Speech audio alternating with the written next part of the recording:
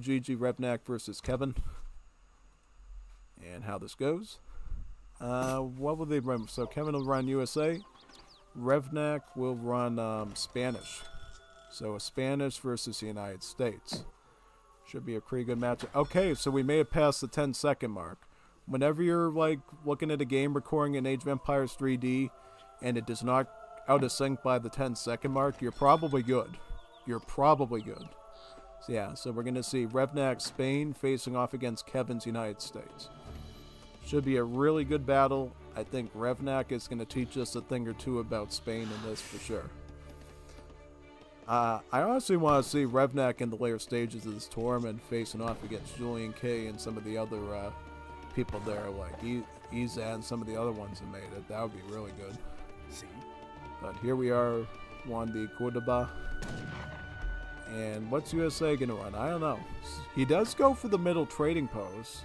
So I'm thinking a little bit more towards in the direction of maybe Scottish immigrants or a more fast fortress oriented build maybe. But we'll see. He's going to have to think pretty smartly though, because Revnak, as you know, is a pretty skilled player. He's one of the most skilled players in the world, in fact. So yeah. Okay, he's going to go Scottish immigrants. He's going to start off with Chinese immigrants. Basically, for this build order, you build a trading post first. It can either be this one or this one on the Great Plains map. And then, once this card arrives, you get a free trading post rickshaw, so you can build another trading post, right? Not only that, it unlocks a levy ability from your trading post, where you can call out even more trading post rickshaws. And right away, the first levy is already available, so you can effectively build your first trading post, followed by your second and third at the same time. You know, your second and third will come out concurrently. So he calls the levy here to get a rickshaw out of this one. He's got one that's coming out of here as well to build in this spot. Very nice. And then, yeah, let's see where the rest goes. Yeah. And there's a reason why he's doing this, mind you. Because he's going for this card right here called the Scottish Immigrants. For every trading post that you own, or meeting house or saloon, you get a free Highlander. Basically an Imperial Age statted musketeer, if not stronger. Mercenary. Yeah, so basically how it works is you would go for your Chinese immigrants first, combined with that trading post you start with at the start of the game. It's your first three conditions for this card. And then you would go for this card here, Advanced Saloon. Oh, he's going for capitalism first? So is he going for a greedy setup of it? He is. Because normally, if you want to do a quick and speedy, you do this one first, and then you would go for Advanced Saloon to get your build limit of the saloons up to 3, so that once you get into Age 2, you would run a card called Arkansas Post to build 2 more saloons for you, and then build a meeting house, right? But it looks like he's not doing that here. He's actually going for a different deck called Spain. So he actually built a deck to counter Spain, interestingly enough. And I guess what he thinks is instead of going for the saloon, he's going to go for capitalism first. He actually didn't even include Arkansas Post at all, which is weird. He's got the crates, he's got this, he's got Hamiltonian and Virginia General Assembly. He even has the Seminole Scouts, but he didn't include the Arkansas Post, which is an oddity. I wonder what he's running. So he's going to run Pennsylvania still. So at least getting that part. Yeah, the reason you run Pennsylvania is because they get your meeting house build limit up to 2. So that you can actually get 2 meeting houses, which is a great alternative to train posts because the meeting houses will trickle XP for you, being a church building, so that's quite good. And then filling that requirement up with the saloons is also good because saloons, as you know, trickle gold. So best scenario is get about 3 saloons, 2 meeting houses, and then get as many trading posts as you can. Ideally the ones on the trade route first because it benefits you later. But again, some on native route, on the native settlements can be good as well. So let's see how many you can get.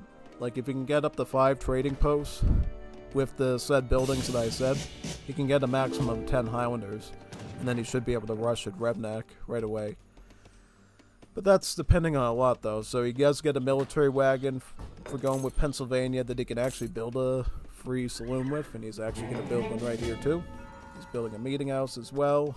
He's going to send Philadelphia Convention to get a second meeting house. And then he just needs to build like one more saloon and then as many TPs as he can. Yeah. As for Revnak, he is going for... He went for 3 vills, capitalism, 700 wood, and then 5 vills. So the reason for that is, with the wood, he is basically able to go... Oh, he already had the barracks up before he even delivered the wood. Look at that. Revnak being godlike here. He's got 2 barracks. He's already pushing out with pikemen. That's it. This is a hard rush for Spain. Like, he's going... So he's going to go pikemen, crossbowmen. Wow. This is like an old school Spain rush from like Asian dynasties. He really knows what he's doing. Yeah. So he's actually going to try to rush as many of these trading posts as possible to deny Highlanders from the United States player when he goes for the Scottish immigrants card. That's basically what he's going for there, yeah. And then he's going to go for 600 wood so he can get even more archaic units. He can get more crossbows. He can get more pikemen. So he knows what he's doing there. Hard rushing them like crazy. So he's going for Scottish immigrants now, but he's only going to get about 6 Highlanders. Is that right? Or is he? Yeah, it says it right here. No, he's actually going to get 8 because he got all the other needed buildings in his base, so... Should be able to squeegee out about 8 Highlanders, which is pretty good. But will that be enough, though? That's the question. Because he is going crossbow pikemen. The crossbows should be pretty well equipped to deal with Highlanders in the right numbers. But it really depends on how good Kevin is as a micro or that. Also, is he training any other sword troops as well? Like, he should be making some owl hoots, I think, or something. Or maybe gunslingers. He's going to add in first Pennsylvania Rifles to get some sharpshooters out there to support the Highlanders, which I think is okay. Now, taking these trading posts out isn't so important anymore, I would say. Because now the Highlanders are already here. He's going to train cannoneers. I think that's a pretty good move. That's good RNG on this map layout that he actually got cannoneers. Because cannoneers are basically just mercenary abyss guns. Yeah. So they do crush damage. So they'll be good for fighting the pikes as well as the crossbowmen. So I think if you can get those cannoneers to do most of the frontal work against the archers and let the Highlanders support them, that could be a great push against this pike and shot type combination here. Yeah. And now Revnak will be adding in musketeers now as another unit. Ooh, Revnak got the 210 XP a second before his Explorer fell. Imagine if he got shot a second earlier there and lost that treasure. That's like God level RNG's stuff there. Wow. That's really good. So here we got the Musketeers coming in. So he's got combo muskets, crossbows, and pikemen. Look at how much troops Revnak is generating out of his base right now. This is madness. He's like stacking like crazy. He's stacking like insanity here, all these troops. He's not even sweating. He's like almost at 100 population. He's like 87 pop right now. So he can get another house, and wow, he's doing a great job here. Because it doesn't matter that Kevin has all these good troops here. He doesn't have the numbers to keep up with this, you know. Plus the town center is hitting him too, so. He can't even get that close without getting hurt. Oh man, he's losing cannoneers to this town center. Oh man, he's getting too close to the TC. You gotta back up from that. You're losing stuff. You can't do that stuff. Ugh. Unbelievable. What I'm gonna say about that. Oh yeah, man. Oof. Crazy. Let's get back here. So here we are. See? What's this? 600 coin. Very good. Beautiful. That should be a good generation of resources right there. Very nice. Oh no, he's going to go for House Trastamalia. Oh good. You should be able to get a very cheap Fortress Age now with that. Yeah. Basically, for every card you send in the given age, it cheapens the age up and it makes it come in faster. So, Yeah, you should get a pretty quick gauge up there, I would say. Yeah.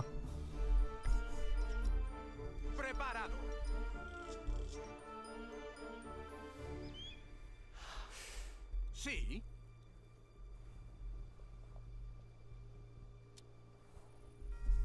Oh, and USA is going up Fortress Age of Statehood, and what state did he get? He went with Kentucky.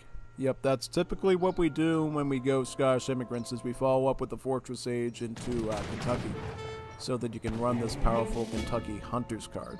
The more cards you send in the game, the stronger it becomes, because it will ship an additional sharpshooter for every card you've sent in the game. And plus it gives you 4 Owl Hoots too, so kind of a good combo there overall. Oh wow, Kevin got the 320 XP treasure. That's really going to help him out now, isn't it? He's going to pick up his Russian-American company right now. And he's going to be able to add 2 blockhouses onto the map, as well as buff up his hunting rate by 20%. It's like getting frontier defenses and spice trade all in one card, pretty much, for practical purposes. Yeah, it's quite good. Yes. Here comes both of the blockhouse wagons here. Let's see where he puts them. Here, one there.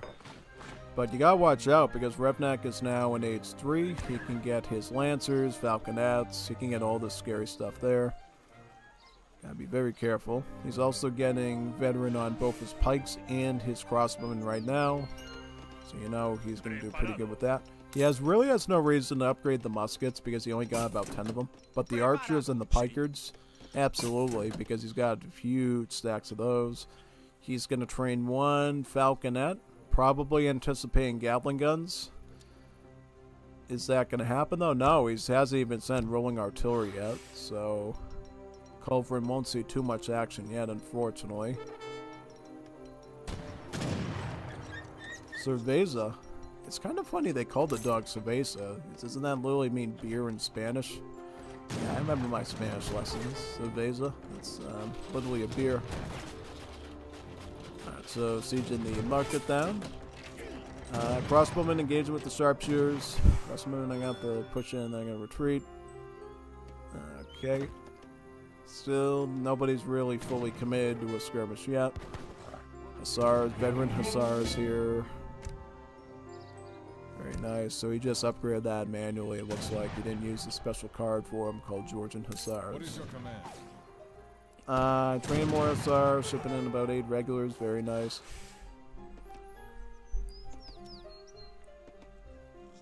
Here comes about 3 Gatling guns. That's good.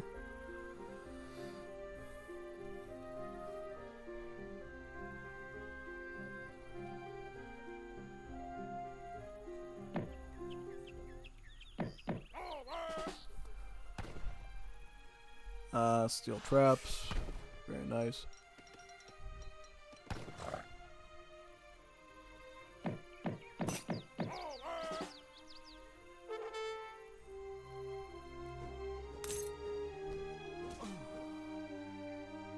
I'm ready.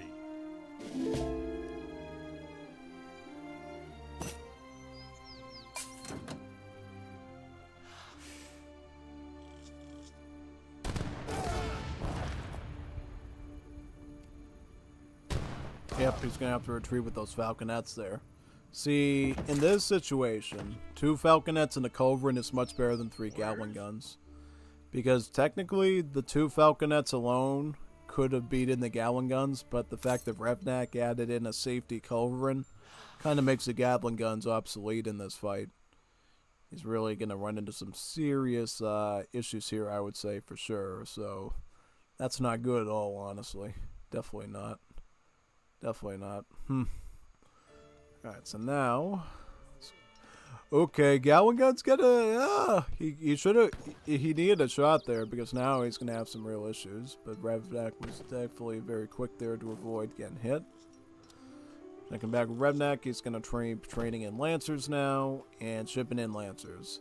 Lancers is what really beats this up, because Lancers will shred the infantry and the artillery. The only thing that can kind of stand up to him is these Hussars, but then again, Spain has so many pikemen now that he should be all set. I find it kind of interesting that Revnak isn't going for any hard pushes. He's just growing his army over time. He's like building a, it's like he's making a pizza or like a birthday cake or something. He's just growing an army over time, sticking in new ingredients, mix them in. You know, he's taking his time and just building a good army that's going to beat his opponent very well. Because a lot of other players would just go, ooh, I'm going to go double Bears Janissary. I'm going to do Musketeer with British. Now, Revnak is building like a whole like pastry here of different things. He's adding falconets, he's adding culverin, he's got muskets, veteran crossbows, veteran pikes, lancers. He's adding in everything in a good distribution that will be very, very much impossible to beat. Yeah.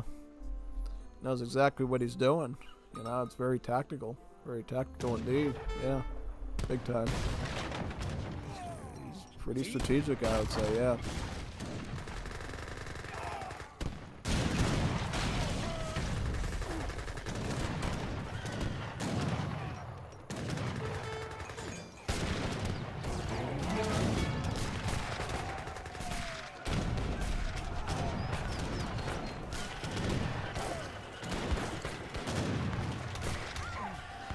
Yep, just shred through all that infantry. Very nice.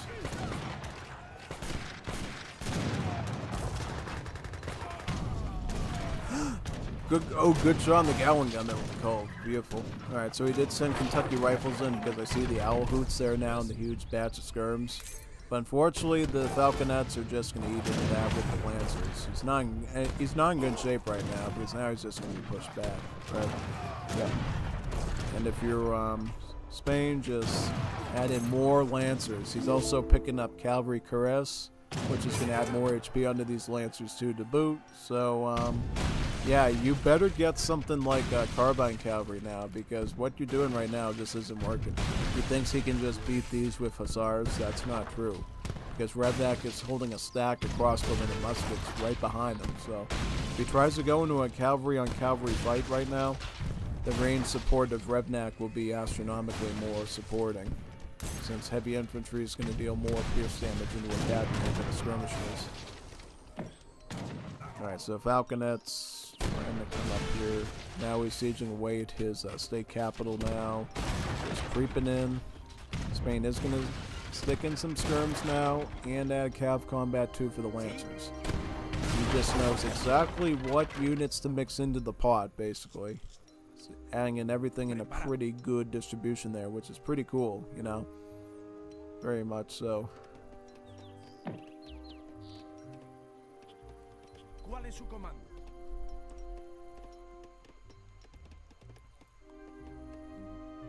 Preparado.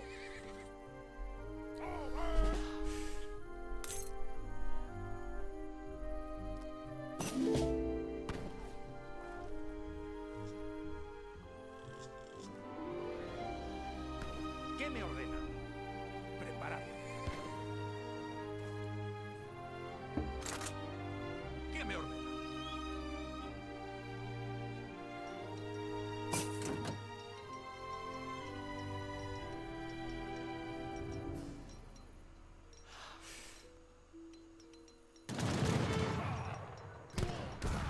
Coconuts boost.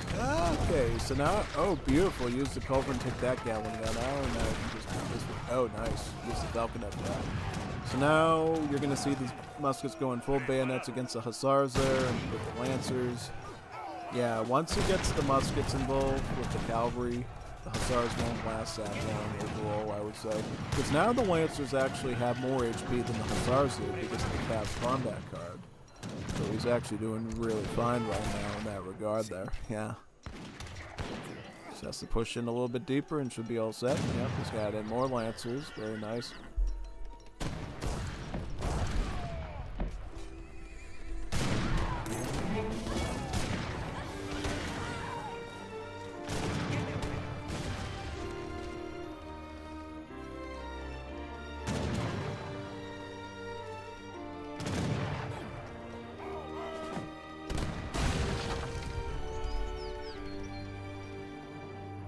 Skirms and crossbows and muskets.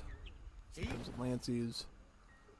Notice how Revnak's able to maintain pretty good unit numbers, still holding on to a lot of the crossbows he started the game with, even. So, He's pretty good with managing his troops too, not just deciding what troops he needs, but also knowing how much of those troops that he needs to hold on to. Now, we do see him switch to rods, and he also shipped in about 4 hussars there, looks like. 5 hussars, actually. So why did not Spain in the other match have 4 hussars instead of... I don't know. Was he like, having a bad day that day or something? I have no idea. That's why I was wondering. I thought for some reason they removed 5 hussars from Spain. I was like, why does he have a 4 hussar card in there? And I'm like, yeah, so he really did mess that up. Oh boy, yeah. So, he got rid of 1 falcon out of Revnak, but he still has 1 more, and he has the culverins. Look at how confident Revnak is at this stage to be able to capture this hunt too. It's like really bold of him to do up there. Yeah, no. Very spicy, bold move, I would say. Absolutely. Unequivocally. Now the house is in the siege here. Very nice. Yep, artillery. Let's see if we can get his culver in the position to hit this one now. That'd be great. Ah, wow. Get that one. Very good. Nice.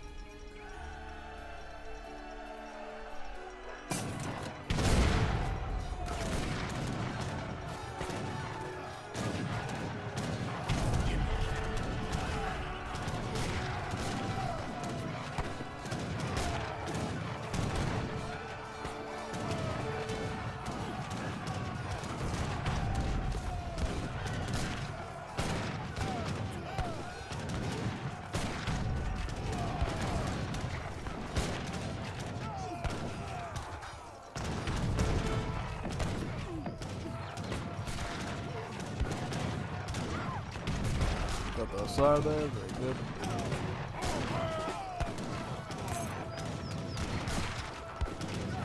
Culverin. Alright, so it looks like Kevin has been able to whittle down Revnak's troops a bit there. Yeah, now he's just holding off with the crossbowmen a bit, but now Kevin's coming in with sharpshooters and veteran regulars. How much? He's also going to be shipping in the carbine cav and train some more regulars. What else has he got in his deck? He's got, he can send another Gatling gun in and then reset the cycle to get more, perhaps. Let's see. Got some skirms here. Alright, Revnak's got to prepare now, so what is he going to do? He's got the 5 Hussar shipment there and some Lancers. He's got some rods here. He's also going to train more skirms. He's got another batch of Lancers now. He could ship in 7 rods, too. That's another option, I would say, yeah. Yeah, rods need to retreat. Hussars and Lancers need to... Okay, no, never mind. He's got the carbine cav there. So yeah, he's... carbine cav are going to do their best to, like, shred this cavalry while the Lancers and the rods mix in. The rods mixing in is pretty crucial because the rods could use their anti-cav multipliers to punish the carbine cav there, which is really nice. Should be quite good.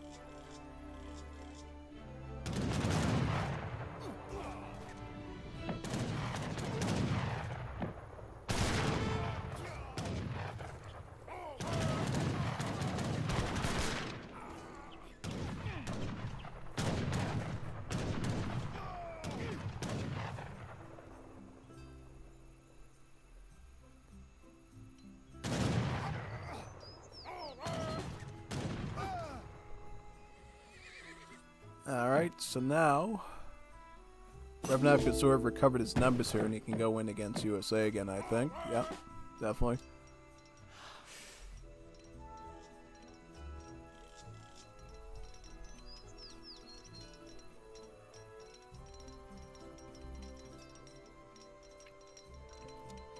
¿Qué me ordena? Sí. Lo haré. Sí. ¿Qué me ordena? A las armas. What's going on here now? We've got Carbine Cav in that spot. We got retreat here. Very nice.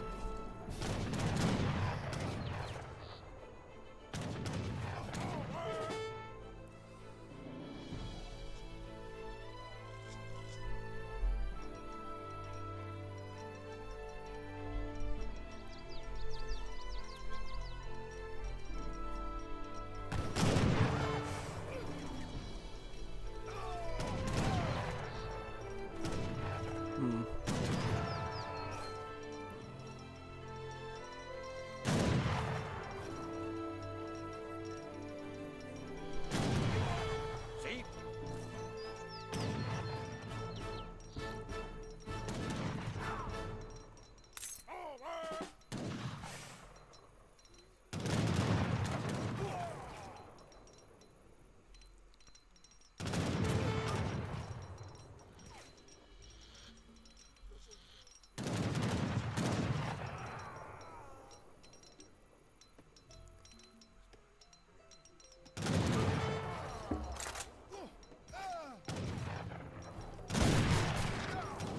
They just retreat back. Yep. Very nice.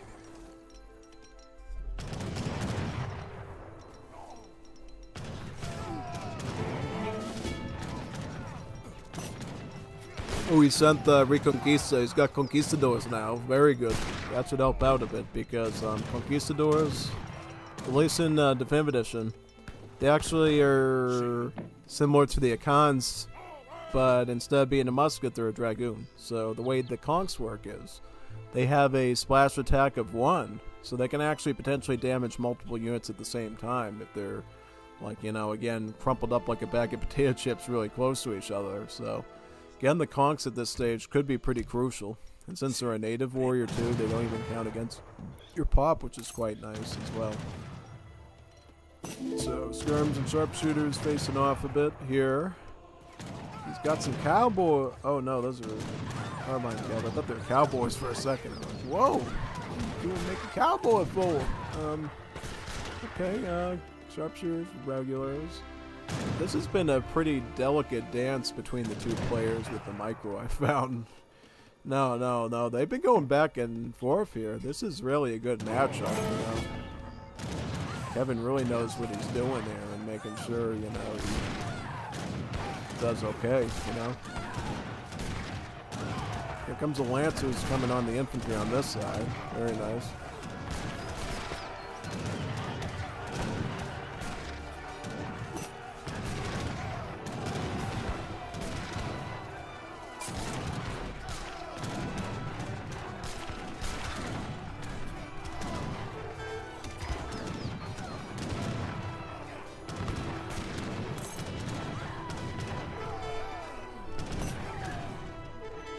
GG.